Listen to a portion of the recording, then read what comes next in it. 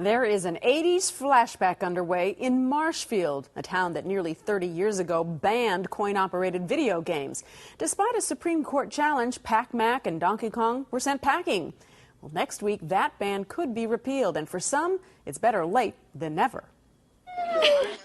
At Poopsie's in Pembroke, kids are enthralled with a game of Pacman. But just across the town line in Marshfield, the little guy has been banned from public play for decades. Its citizens at an open town meeting has decided that they do not want video games in their town. I think the whole hysteria back in 1982 was the use of money for playing these, and people were scared that kids were going to steal money from their parents. This is back in a whole different mindset of children going wild. George Mallett was a kid back then. He petitioned to repeal the coin-operating gaming ban.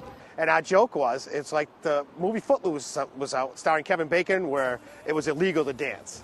So here it's like Marshfield is just like the town of Footloose. It's there's no dancing, there's no video games. You're not allowed to play Pac-Man. Of course, Donkey Kong and the like have been replaced by Xboxes and PlayStations where kids never leave home.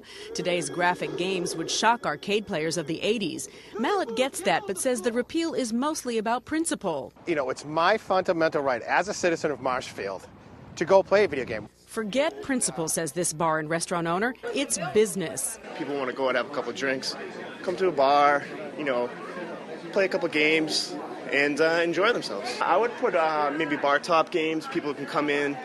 The touchscreen games, I think, is great. The old school pinball machine. Back in '82, Faith Jean was the select woman who helped push the ban through. Ask around, and people still remember her for kicking Pacman out of town. She remembers differently. We're not talking about little video games that the kids play, pinball machines such as they used to have in the olden days when Grandma was young. We're talking about slot machines, gambling machines. And what kind of a town do we want Marshfield to be? Well, our partners at Wicked Local first tipped us off to this story. Selectwoman Riley thinks the repeal will pass. She's just surprised it's getting so much attention.